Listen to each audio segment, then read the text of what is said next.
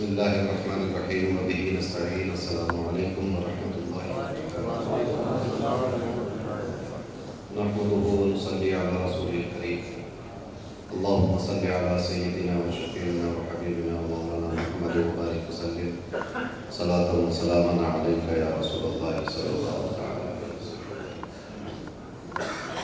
اللہ تبارک و تعالیٰ کا فضل و احسان کہ اس نے ہمیں امام الاولیاء کے اس کی محفل میں حاضر ہونے کی توفیق عطا فرمائی۔ ہمارے پیر و مرشد حضور تاجدار اہل سنت فخر قادریت محبوب غوث اعظم حضرت مولانا شاہ عبدالحمید محمد صالح قادری نور اللہ مرقدہ رحمہ اللہ نے اس آستانے تک پہنچایا، یہاں کی خدمت سکھائی، ادب سکھایا۔ الحمدللہ آج بھی ہم لوگ اسی راستے پر اور اسی روش پر قائم ہیں۔ بہت ہی پرکیف محفل چل رہی ہے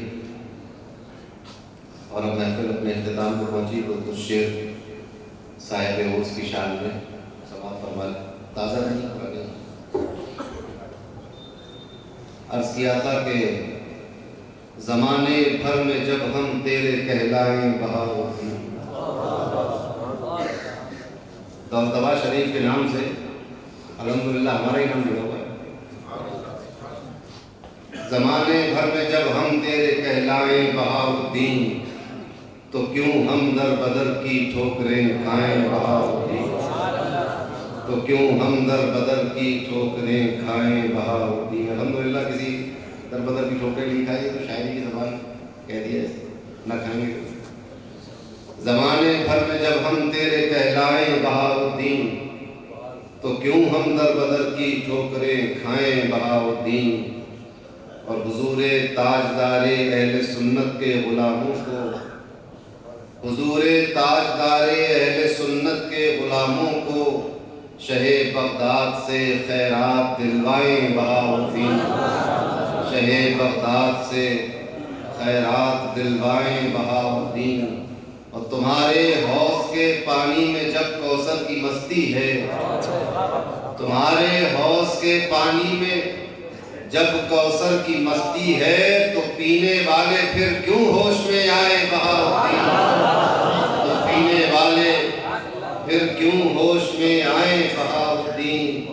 اور تیرے در کے سوا اب دل نہیں لگتا کہیں اپنا، تیرے در کے سوا اب دل نہیں لگتا کہیں اپنا، تو پھر ہم دل کو بہلانے کہاں جائیں بہاؤالدین، تو پھر ہم دل کو بہلانے کہاں جائیں بہاؤالدین۔ مقطع میں عرض کیا تھا یہ عشقی قادری ادنا گدا ہے پیر سالم کا، یہ عشقی قادری ادنا گدا ہے پیر سالم کا، تو اس پر چشم الفت کیوں نہ فرمائے بہاؤالدین، تو اس پر چشم الفت کیوں نہ فرمائے بہاؤالدین۔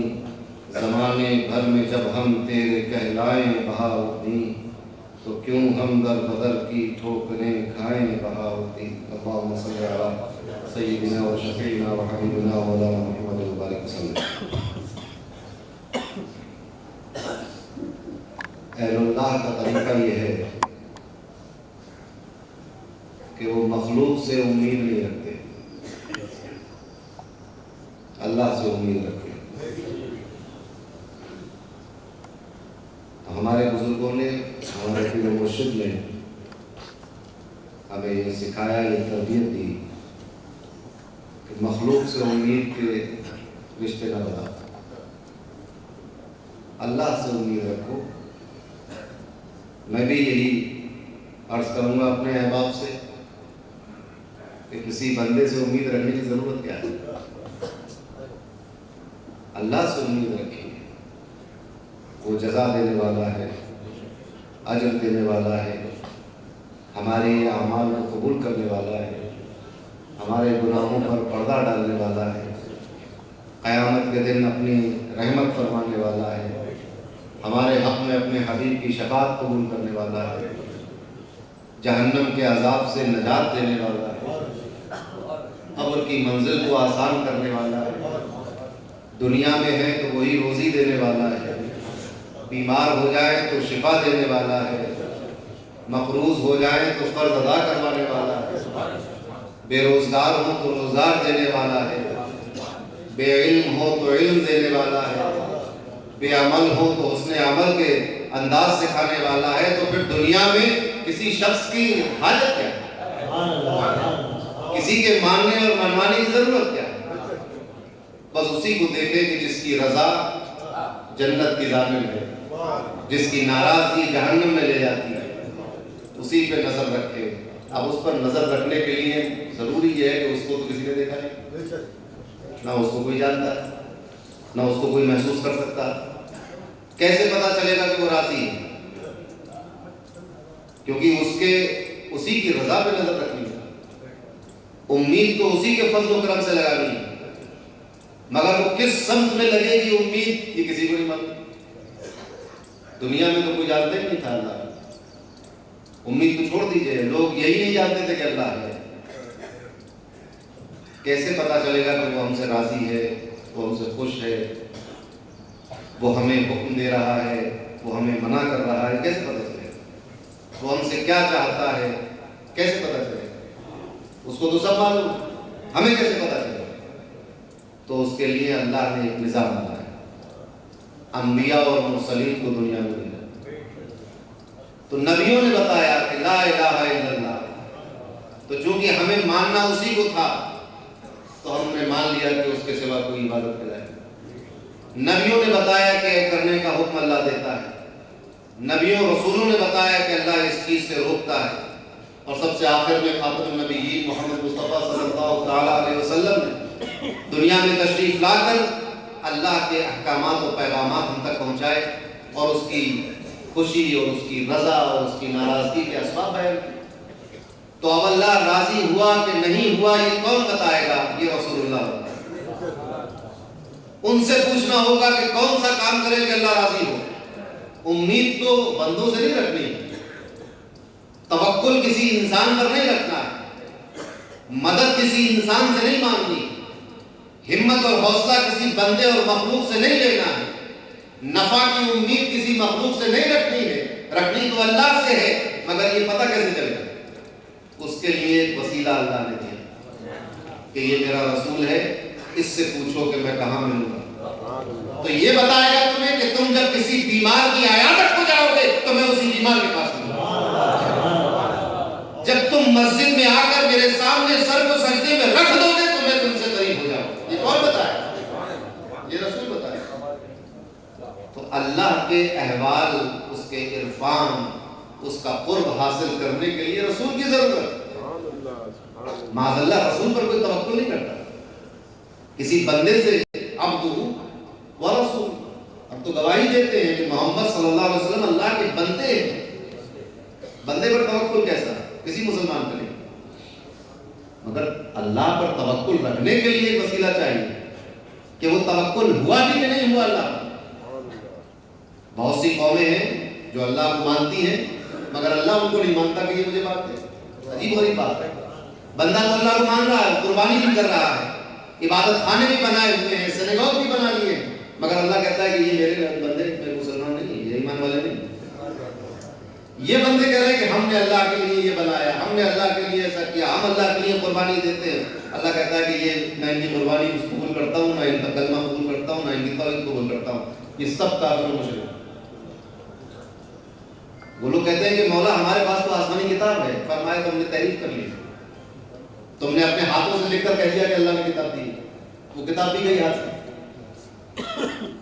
تو رسول کا وسیلہ، اب رسول اللہ صلی اللہ علیہ وسلم نے بتایا کہ اللہ کہاں ملے گا، کیسے ملے گا، کیا کرنا ہے، کیا چاہتا ہے رب، یہ انہوں نے بتایا۔ تو امید اور بھروسہ اور توکل تو اللہ بھی رکھنا تھا اور اسی پر ہے، لیکن اس امید، بھروسے اور توکل کے لیے ضرورت پڑی رسول اللہ کی، تو وسیلے کے طور پر رسول کو۔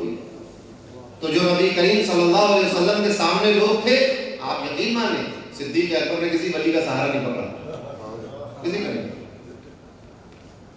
کسی پیر، کسی ولی کے پاس کوئی فاتح نہیں، ضرورت ہی نہیں، سامنے رسول اللہ موجود۔ مولا علی مشکل کشا نے کسی کا وسیلہ نہیں بنایا، مگر جب رسول اللہ صلی اللہ علیہ وسلم نظروں سے اوجھل ہوئے تو سیدنا فاروق اعظم کو بھی حضرت عباس کا وسیلہ لینا ایک وسیلہ اور ہے۔ کچھ لوگ کہتے ہیں کہ اس سے نبی کے وسیلے کی نفی ہو گئی، میں کہتا ہوں ارے نادان، اس سے ایک اور وسیلہ جوڑا۔ نبی کا وسیلہ تو قرآن سے ثابت تھا، اب حضرت عباس کا وسیلہ سیدنا فاروق اعظم کے عمل سے ثابت ہوا، تو اب تو وسیلے ہو۔ نبی کا وسیلہ تو قرآن سے ثابت تھا، غیر نبی کا وسیلہ صحابہ کے عمل سے ثابت ہو گیا۔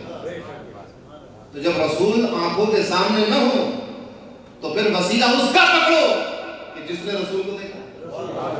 تو حضرت علی کو کسی وسیلے کی ضرورت نہیں تھی، مگر حضرت خواجہ حسن بصری کو مولا علی کے وسیلے کی، یہ براہ راست نہیں کو نہیں دیتا۔ امام مجاہد کو حضرت عبداللہ ابن عباس کے وسیلے کی ضرورت پڑی تفسیر کرنے کی، کیونکہ یہ انہوں نے براہ راست رسول اللہ کو نہیں دیکھا۔ تو صحابہ کا وسیلہ مقصود نہیں تھا، رسول تک پہنچنے کے لیے صحابہ کو پکڑا، رسول کو پکڑا تھا اللہ تک پہنچنے کے لیے۔ اب جو تابعی جیسے دور میں پیدا نہیں ہوا، بعد میں پیدا ہوا، وہ تو تابعی کو بھی نہیں جانتا چاہتا، اس کو تو تابعی تک پہنچنا ہے، تو تابعی سے اس نے دامن ڈالا۔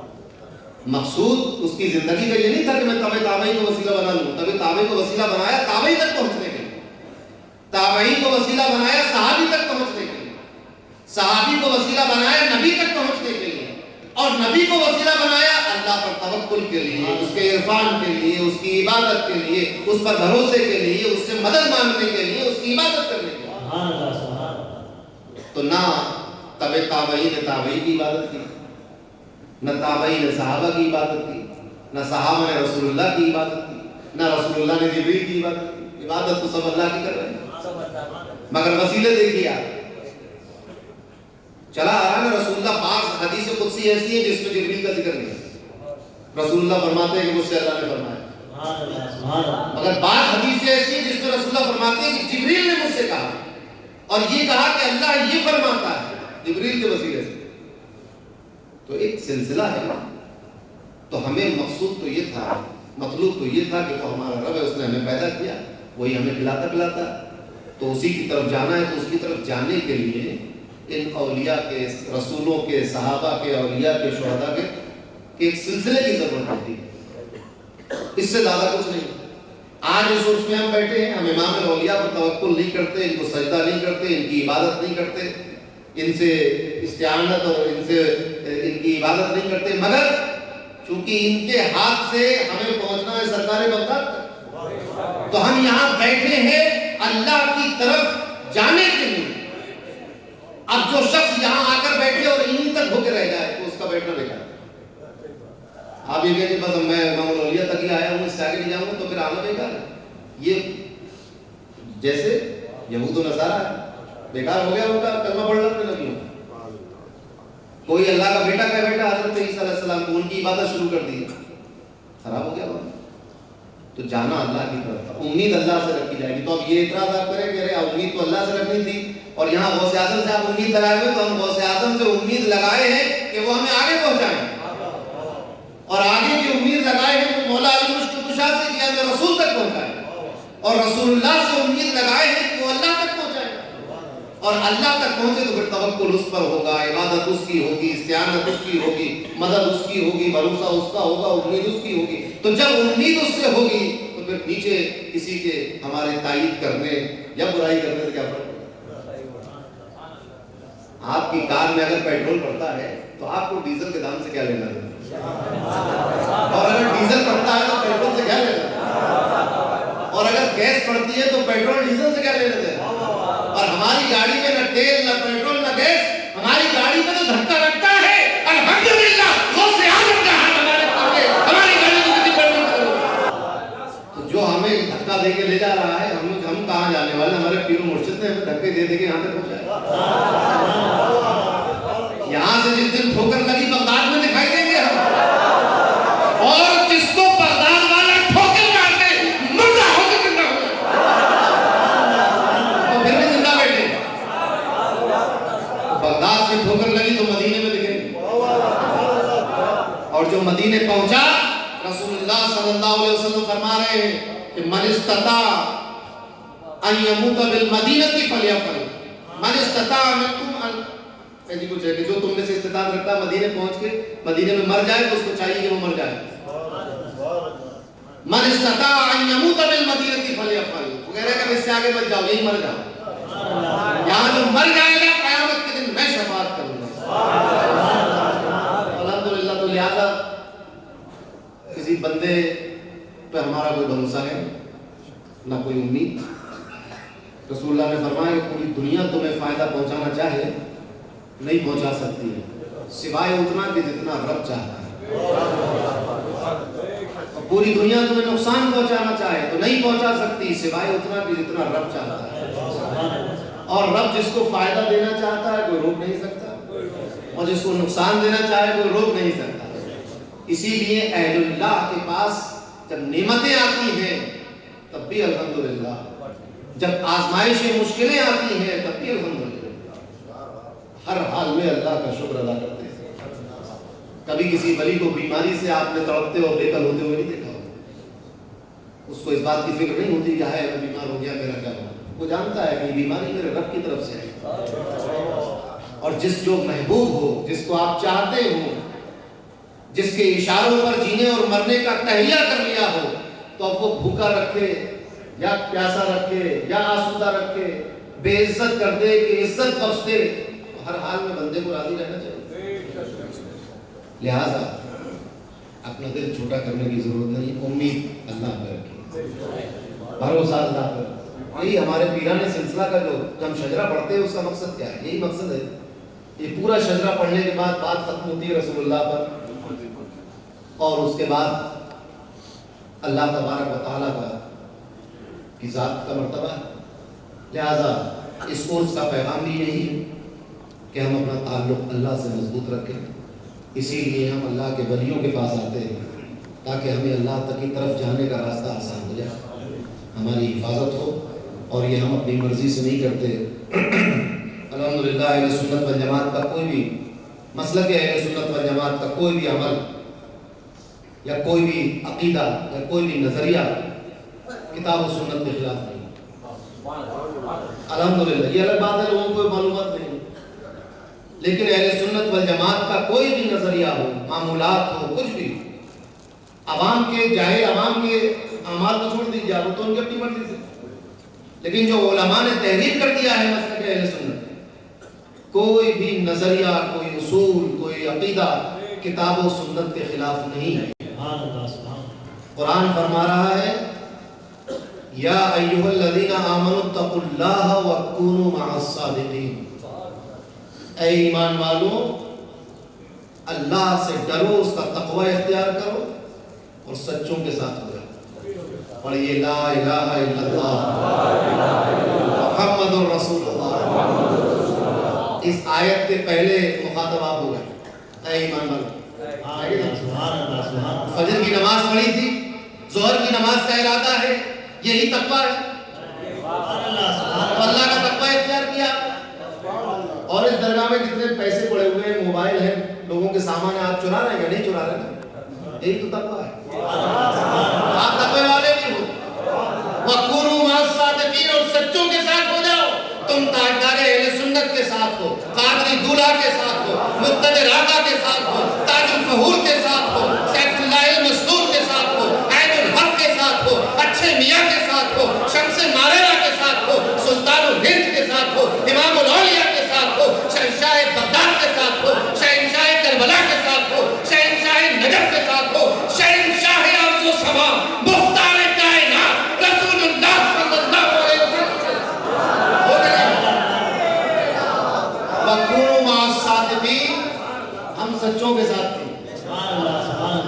الحمدللہ. اب اتنی باتیں آپ نے سن لی، لہٰذا اپنے دل سے مخلوق کا خیال نکال دیں، مخلوق کی سے امید نکال دیں. مخلوق خود بیچاری پریشان ہے اپنے رزق کے، ہمیں کیا دے جائے گی؟ مخلوق خود پریشان ہے اپنی قبر کے حال میں. مخلوق خود قیامت کے دن کھڑی ہو کے اپنا حساب کتاب دے گی. تو اس کا دامن تھامو جو حساب لینے والا ہے. اس سے قریب ہو جو حساب لینے والا ہے، ان سے کیوں جو حساب خود دینے والے۔ تو اللہ سے امید لگائیے۔ اللہ تعالیٰ نے فرمایا، رسول اللہ نے حدیث قدسی اللہ نے فرمایا، میں اپنے بندے کے گمان کے جیسا ہوں۔ کر لو گمان کہ وہ رحیم و کریم ہے تو وہ رحیم و کریم جیسا گمان کر لو۔ ایک بہت بڑے صوفی بزرگ تھے، عالم محدث، انہوں نے خواب میں دیکھا کہ انتقال ہو گیا میرا اور اب حساب و کتاب کے لیے اللہ کے سامنے کھڑا کر دیا گیا۔ اللہ نے فرمایا کہ اس کو جہنم میں ڈالنا۔ عجیب صاحب، بڑے محدث تھے۔ اب یہ بار بار پلٹ کر دیکھ رہے ہیں تو حکم ہوا ان سے پوچھو کہ یہ اتنا کنفیوز کیوں ہے۔ بندے سے پوچھا ہے، بندے تیرے کیا پریشانی کیا ہے، تجھے کیوں نہیں جا رہا جہنم؟ بندے نے کہا مولا، اب انہوں نے سند بیان کی کہ میں نے سنا فلاں شیخ سے، انہوں نے سنا فلاں محدث سے، انہوں نے سنا فلاں محدث سے، انہوں نے سنا اس تابعی سے، انہوں نے سنا صحابی سے، انہوں نے سنا رسول اللہ سے۔ رسول اللہ فرماتے ہیں کہ مجھے بیان کیا جبریل نے۔ جبریل کہتے ہیں کہ مجھ سے اللہ نے کہا کہ میں اپنے بندے کے گمان کے ساتھ ہوں، اور اے میرے رب، میں نے تو تجھے رحیم و کریم گمان کیا۔ اللہ نے بھی وہ سند دہرائی۔ خواب میں دیکھ رہے ہیں، اللہ نے کہا کہ تم نے سنا فلاں سے، اس نے سنا فلاں سے، اس نے سنا فلاں سے، ہوتے ہوتے اس نے سنا رسول اللہ سے، رسول نے سنا جبریل سے، جبریل نے سنا مجھ سے۔ ہاں، میں نے ایسا ہی کہا تھا کہ میں اپنے بندے کے گمان کے ساتھ ہوں، جا تجھے مغفرت دی، تجھے جنت ملا۔ رب تو اپنے بندوں کے گمان کے ساتھ ہے۔ بتاؤ کیا گمان کرتے ہو اس کے بارے میں؟ سبحان اللہ، خطیب ہندوستان۔ ہم یہ گمان کیا کرتے ہیں؟ ہمارا عقیدہ اور ایمان ہے کہ وہ ہمارے عیبوں پر پردہ ڈالنے والا ہے۔ ہم یہ گمان کرتے ہیں کہ وہ مردے کو زندہ کرنے والا ہے۔ ہم یہ گمان کرتے ہیں کہ وہ رحم فرمانے والا ہے، وہ کرم کرنے والا ہے، وہ رزق دینے والا ہے، وہ عزت دینے والا ہے، وہ حفاظت کرنے والا ہے۔ یہی گمان کرو اور یہی یقین رکھو، انشاءاللہ سب کامیں ٹھیک چلتی رہے گی۔ وقتی طور پر بیماری سے، کسی آفت و پریشانی سے دل ملول ہو جاتا ہے۔ سید صاحب ایک نوجوان آدمی ہیں، ابھی جذباتی ہیں، وہ بیچارے پیمانہ چھلک گیا، میرا بھی چھلک جاتا تھا، مگر اب میں برداشت کر لیتا ہوں، آپ بھی برداشت کی۔ ہمارے پیروں نے یہی سکھایا، علم جو ہوتا ہے وہ اپنے ساتھ تھوڑا سا لے کے آتا ہے۔ صحیح صاحب ماشاءاللہ عالم آدمی ہے تو ساتھ میں وہ بھی ہے، وقت گزرے گا انشاءاللہ ان کا بھی ضرور پڑا ہو جائے گا، پھر یہ بھی کسی کو جواب نہیں دے گا۔ لہذا اپنی کلاه کج ہے اسی پاک پن کے ساتھ نظر ان پر رکھنا ہے ہمیں، کہ یہ نہ کہتے کہ تم میرے مرید نہیں، باقی دنیا جائے بڑھ۔ ہمیں کسی کا مرید ہونے کا شوق ہے، نہ کسی کا پیر ہونے کا شوق ہے، ہمیں تو پیرانے پیر کا فقیر ہونے کا شوق ہے، الحمدللہ۔ لہذا پیار و محبت تقسیم کیجئے، اتحاد قائم کیجئے، دل بڑا کیجئے، دشمن کو گلے سے لگانا سیکھیے، تو پھر سنت نبوی پر اور سیرت مصطفی پر عمل ہوگا۔ آج جو لوگ نادانی میں کچھ کہہ رہے ہیں، کل وہ آپ کے ہموار ہو جائیں گے۔ اپنا پیغام محبت ہے جہاں تک پہنچے۔ ہم تو بزرگوں کے صوفیہ سے ماننے والے ہیں، لہٰذا اپنے پاس تو کوئی تعصب و شدت نہیں، ہر کسی کے لیے یکساں ہے۔ ہمارے حضور نے اپنے دشمنوں کے لیے اپنی چادر بچھا دی، ہماری چادر بھی حاضر ہے، بلکہ ہمارا تو سر حاضر ہے، آئیے ہم تشریف لائیں۔ لہذا اتحاد کی ضرورت ہے، محبت کی ضرورت ہے، دل بڑا کرنے کی ضرورت ہے، معاف کرنے کی ضرورت ہے، عفو کی ضرورت ہے، گلے لگانے کی ضرورت ہے۔ آج امت بہت پریشان ہے، حالات اچھے نہیں، لہذا ایک ہونے کی، اتحاد کی، یونٹی کی، پیار کی، محبت کی، اخلاق کی، کردار کی ضرورت ہے، عمل کی ضرورت ہے۔ اس عرس کا یہی پیغام ہے کہ آپس میں تمام مسلمان بھائی بھائی ہو کر رہیں، محبت کے ساتھ رہیں، پیار کے ساتھ رہیں، اتحاد کے ساتھ رہیں، ایک دوسرے کی کمزوری کو طاقت سے بدلنے کا حوصلہ رکھیں، ایک دوسرے کو گلے لگائیں، ایک دوسرے کی کمیوں پر پردہ ڈالیں، ایک دوسرے کو آگے بڑھنے کا موقع دیں، ایک دوسرے کی مدد کریں، ایک دوسرے کے ساتھ اچھا اخلاق پیش کریں۔ یہی آج کا عرس کا پیغام ہے۔